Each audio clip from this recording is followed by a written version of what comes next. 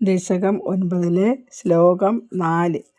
തതസകലനാളികാ വിവരമാർഗഗോ മാർഗയൻ പ്രയസ്യ ശതവത്സരം കിമപി നൈവ സംദൃഷ്ടവാൻ നിവൃത്യ കമലോദരേ സുഖനിഷണ്ണ ഏകാഗ്രതീ സമാധിബലമാദതേ ഭവദനുഗ്രഹൈകാഗ്രഹീ.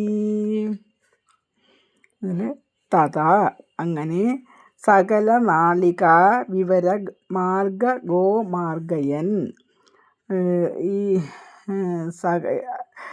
സകല തണ്ടിൻ്റെ ദ്വാരങ്ങളിൽ കൂടിയും ആ ബ്രഹ്മാവ് ആ താമരയുടെ തണ്ടിൻ്റെ എല്ലാ ദ്വാരങ്ങളിൽ കൂടിയും ഗോമാർഗയൻ പോയി നോക്കി.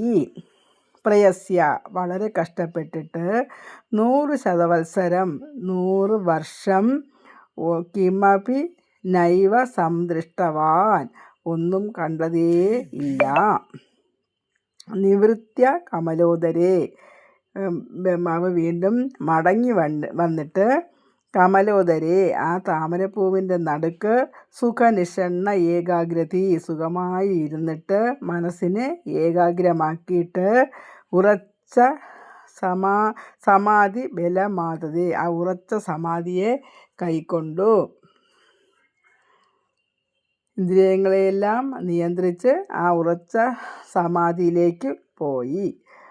ഭവദനുഗ്രഹൈകാഗ്രഹീ ഇത് എല്ലാം നിന്തിരുവടിയുടെ അനുഗ്രഹം കൊണ്ട് മാത്രമാണ് എന്നാണ് മേൽപ്പത്തൂർ ഈ ശ്ലോകത്തിൽ പറയുന്നത്. എന്നുവെച്ചാൽ ബ്രഹ്മാവിൻ്റെ താൻ ആരാണെന്ന് കണ്ടുപിടിക്കുന്നതിന് വേണ്ടി സകല നാളികാദോരങ്ങളിൽ കൂടെയും പോയി നോക്കിയിട്ട് ഒന്നും തന്നെ കാണാൻ പറ്റിയില്ല. അങ്ങനെ മനസ്സ് ഏകാഗ്രമാക്കിയിട്ട് ആ ഉറച്ച സമാധിയെ കൈക്കൊണ്ടു ആ ബ്രഹ്മാവ് എന്നാണ് ഈ ശ്ലോകത്തിൽ പറയുന്നത്.